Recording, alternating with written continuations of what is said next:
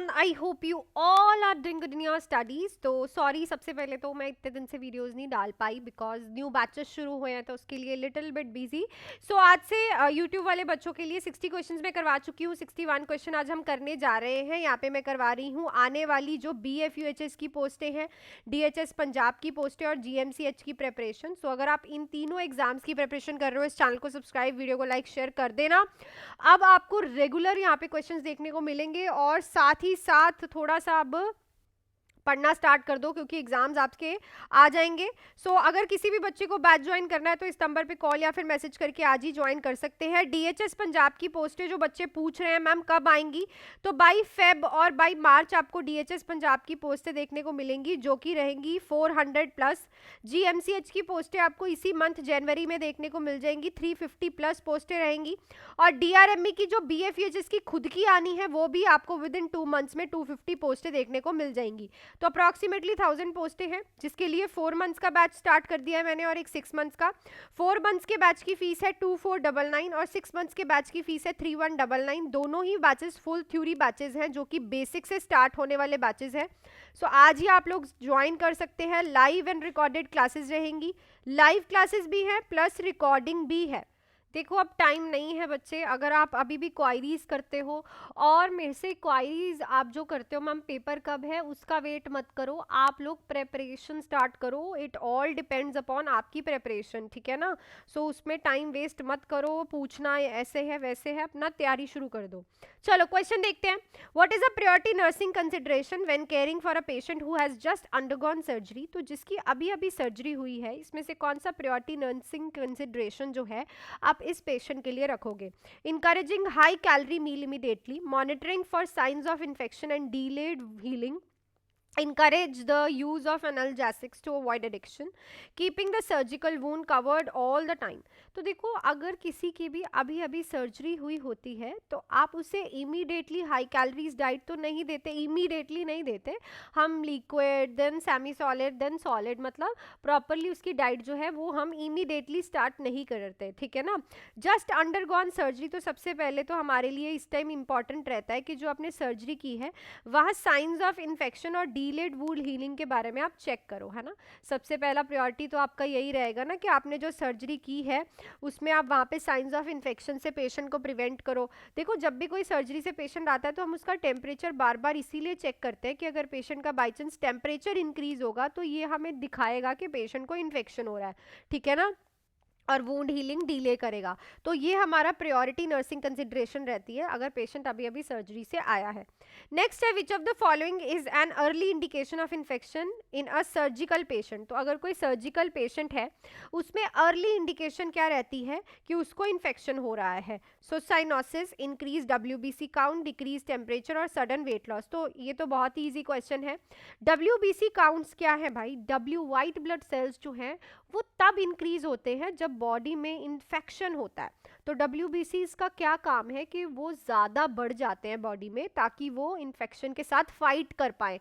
तो जिसकी बॉडी में इन्फेक्शन होगा उसी की बॉडी में ही लिकोसाइट्स जो हैं वो बड़े हुए होंगे, ठीक है ना। जिनकी बॉडी में नहीं है उधर अदरवाइज क्यों बड़े होंगे, है ना। जिनकी बॉडी में इन्फेक्शन है और ये अर्ली इंडिकेटर होता है, क्लियर। और डिक्रीज टेम्परेचर नहीं होता, जब भी किसी को इन्फेक्शन होता है तो इंक्रीज होता है टेम्परेचर। नेक्स्ट है to promote venous return in a post operative patient the nurse should. तो वीनस रिटर्न को प्रमोट करने के लिए पोस्ट ऑपरेटिव पेशेंट में आप क्या करोगे as a nurse, what you will do. So option है आप लोगों के पास। सबसे पहला, apply cold compresses to the affected limb, perform passive range of motion exercise, position the leg lower than heart, discourage patient ambulation. तो post operative patients के लिए आपको वीनस रिटर्न प्रमोट करवाने के लिए passive range of motion exercise करवानी होती है, ठीक है ना। देखो आपने बोला है ना अगर कोई पेशेंट बेड पे है, चाहे वो बेड रिडन भी है, तब भी उसकी बॉडी को हल्का फुल्का आपको मूव कराना होता है, उसकी पैसिव एक्सरसाइज करवाओ, उसको एक्सरसाइज करने में हेल्प करो। ऐसा क्यों, क्योंकि अगर पेशेंट पड़ा रहेगा, ठीक है, तो प्रॉपर सर्कुलेशन नहीं होगी और डीवीटी के चांसेस बढ़ते हैं। इसीलिए अर्ली एम्बुलेशंस भी हम करवाते हैं, पेशेंट को जल्दी चलाने फिराने लग जाते हैं, ठीक है, ताकि वीनस जो रिटर्न है वो प्रॉपरली बना रहे। नेक्स्ट है the nurse should perform hand hygiene in which situation. तो इसमें से कौन सी सिचुएशन में नर्स हैंड हाइजीन को परफॉर्म करेगी? Before administering medication, before removing, after removing gloves, before touching a patient, all of the above. So it's all of the above. हर एक कंडीशन में, जब आप मेडिसिन लगा रहे हो उससे पहले भी, ग्लव्स को रिमूव करने के बाद भी, और पेशेंट को टच करने के बाद भी, पहले भी आपको hand hygiene, hand washing properly maintain करके रखनी है। नेक्स्ट है which nursing diagnosis is most appropriate for a patient experience limited mobility. So अगर कोई पेशेंट है, ज़्यादा मोबाइल नहीं है, मतलब ज़्यादा चल फिर नहीं सकता, लिमिटेड उसका मोशन है, तो मोस्ट अप्रोप्रिएट डायग्नोज क्या रहेगा? Risk for infection, risk for impaired skin integrity, imbalance nutrition, activity intolerance. तो देखो लिमिटेड मोबिलिटी है इन द सेंस कि पेशेंट है जो मूवमेंट कर पा रहा है पर वो प्रॉपरली मूवमेंट नहीं कर पा रहा, ठीक है ना, जैसे कि किसी के फ्रैक्चर हुआ होता है, ठीक है, तो वो प्रॉपरली चल नहीं पाता। हाँ, आपने उसको जो है वो दे दिए, गेट्स दे दिए, व्हील चेयर दे दी, पर वो मोबाइल नहीं हो पा रहा, तो इस पेशेंट के लिए प्रॉपरली आप क्या कर पाओगे? पेशेंट जो है वो लिमिटेडली मोबाइल है, थोड़ा बहुत है, तो इस पेशेंट में इम्पेयर्ड स्किन इंटीग्रिटी का बहुत ज़्यादा खतरा होता है, क्योंकि ब्लड सर्कुलेशन प्रॉपर नहीं होगी अगर उसकी मोबिलिटी जो है वो लिमिटेड है। तो ब्लड सर्कुलेशन प्रॉपर नहीं होगी तो ऑब्वियसली स्किन इंटीग्रिटी का खराब होने का, बेड सोर्स होने का, प्रेशर अल्सर्स होने का बहुत खतरा है। तो इस चीज़ के लिए आप मोस्ट अप्रोप्रिएट एक डायग्नोज बनाओगे। नेक्स्ट क्वेश्चन पे चलने से पहले आप लोग पूछते हो मैम डीएचएस की पोस्टें कब आएंगी, जीएमसीएच की कब आएंगी? तो डीएचएस की बाय फेब और मार्च आपको 400 प्लस पोस्टें देखने को मिलेंगी, जीएमसीएच की इसी जनवरी में, और आपकी बीएफयूएचएस की खुद की जो 250 प्लस पोस्टें आनी है डीआरएमई की, वो ये आपको 1000 प्लस पोस्टें आने वाले 6 महीने में दिख जाएंगी, और आपका पेपर भी हो जाएगा बच्चे 6-7 महीने के अंदर अंदर।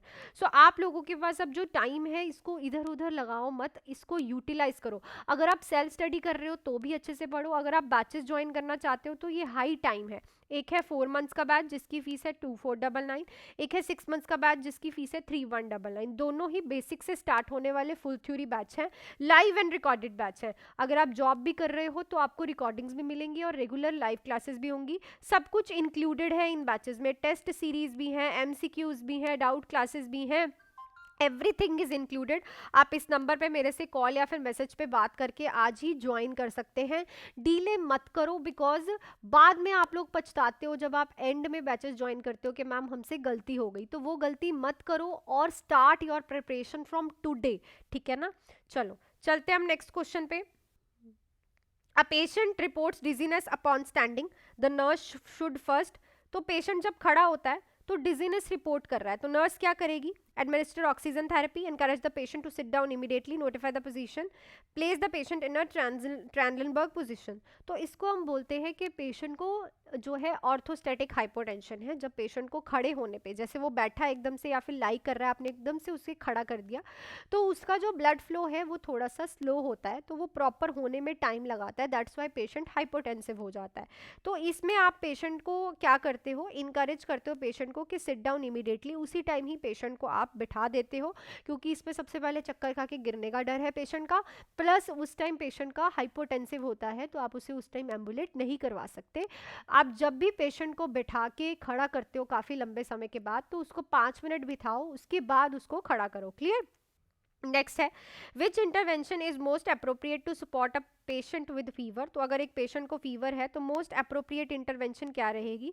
Provide a cooling blanket and monitoring for shivering, administer cold drink, restrict fluid to reduce body temperature, avoid bathing the patient until the fever subside. तो देखो जब भी किसी पेशेंट को फीवर होता है तो हम मोस्टली जो होता है, तो पेशेंट को फीवर हो गया है, ऑब्वियसली कोल्ड ड्रिंक्स तो आप भाई नहीं दोगे, बिल्कुल नहीं, पेशेंट की और तबीयत खराब हो जाएगी। बॉडी टेम्परेचर के आप तो बल्कि फ्लूइड देते हो कि क्योंकि जब फीवर होता है तो पेशेंट की बॉडी से हीट बहुत लॉस होती है, हीट के साथ साथ वाटर भी लॉस होता है, ठीक है। और बाथिंग को अवॉइड नहीं करना, स्पॉन्ज बाथ देते हो, बल्कि आप स्पॉन्जिंग भी करते हो अगर किसी को फीवर होता है, ठीक है ना, आपने सुना होगा ये ठंडे पानी की पट्टियाँ, ठीक है। तो आपने क्या करना होता है? कूलिंग ब्लैंकेट और शिवरिंग के लिए पेशेंट को मॉनिटर करना होता है, तो ये मोस्ट अप्रोप्रिएट इंटरवेंशन है। नेक्स्ट है to effective teach effectively teach a patient about self administration of insulin the nurse should. तो अगर आपको किसी पेशेंट को इंसुलिन खुद से एडमिनिस्टर करना सिखाना है तो आप क्या करोगे? Demonstrate the procedure once and expect the patient to remember, provide written and verbal instruction tailored to the patient understanding, avoid involving family members in the education process, only rely on pre-printed instructions about the pharmacy. देखो अगर आपने self administration किसी को समझाना है ना अच्छे से, तो उसको आप प्रॉपरली रिटन और वर्बल इंस्ट्रक्शन दो ताकि पेशेंट उसके बारे में समझ पाए। मतलब रिटन भी लिख के दो कि बाई चांस अगर वो घर जाके कुछ भूल जाए तो वो उस चीज़ को पढ़ के अपने आप कर पाए, ठीक है ना। तो this is a very good और effective teaching if you are giving something to the patient knowledge. Okay, next है the nurse is caring for patient with chest tube, the nurse observation indicate the tube is functioning correctly। तो देखो अगर आप किसी patient के chest tube वाले patient की care कर रहे हो तो क्या चीज़ देख के आप बोलोगे कि जो चेस्ट ट्यूब है वो प्रॉपर फंक्शन कर रही है? Correct. continuous bubbling in a water seal chamber, tidling in a water seal chamber with respiration, dry empty collection chamber, absence of fluid drainage of a collection chamber। तो अगर आप किसी भी पेशेंट की जो है चेस्ट ट्यूब के बारे में देख रहे हो तो अगर कॉन्टिन्यूस बबलिंग है तो बच्चे फिर तो लीकेज है, पर वाटर सील चैम्बर में टाइडलिंग हो रही है with respiration, then it is a healthy sign कि चेस्ट ट्यूब जो है प्रॉपरली वर्क कर रही है, ठीक है। नेक्स्ट है When preparing a patient for discharge, the nurse should। तो जब आप एक पेशेंट को डिस्चार्ज के लिए प्रिपेयर कर रहे हो तो नर्स क्या करती है? Limit teaching to written instruction, assess the patient ability to follow instruction, assess the patient understand verbal instruction, avoid clarifying doubts to prevent delay. तो इस क्वेश्चन का आंसर आप लोग मुझे कमेंट सेक्शन में लिख के दोगे कि डिस्चार्ज अगर आप किसी का प्रिपेयर कर रहे हो तो क्या इंस्ट्रक्शंस क्या करने वाले हो आप as a nurse. So that's it for this video. Video अच्छी लगी है तो वीडियो को लाइक शेयर एंड सब्सक्राइब कर लेना बच्चे। और मैंने आपको बता दिया है कि आपकी डीएचएस की, जीएमसीएच की और बीएफईएचएस की पोस्टें कब आनी है और आपको कब से प्रेपरेशन स्टार्ट करनी है। अगर आप सेल्फ स्टडी भी कर रहे हो तो आज से ही शुरू हो जाओ, एक दिन भी वेस्ट मत करो, क्योंकि एक एक दिन आप लोगों के लिए तभी अच्छा जाएगा अगर आप 2025 में अपनी जॉब ले लेते हो। जिन्होंने 2024 में ली है बच्चे, उनका न्यू ईयर देखो कितना अच्छा गया। अब आपकी टर्न है, आपको पता है आपकी जिंदगी आपको क्या करना है, उसको मजाक मत समझो और अपने हिसाब से उसको फॉलो करो ताकि आपको पता चले कि कैसे हमें एक प्रॉब्लम को टैकल करना है, कैसे एक पेपर को सॉल्व करना है। बाकी अगर आप मेरे साथ जुड़ना चाहते हो तो आप लोग इस नंबर पे कॉल या फिर मैसेज करके कोई भी बैच ज्वाइन कर सकते हो। 4 मंथ्स का बैच है, फीस बहुत अफोर्डेबल्स है मेरी, ठीक है। जैसे कि आप देख ही सकते हो मेरी जो मेरी सिलेक्शंस होती हैं वो भी बहुत अच्छी होती हैं।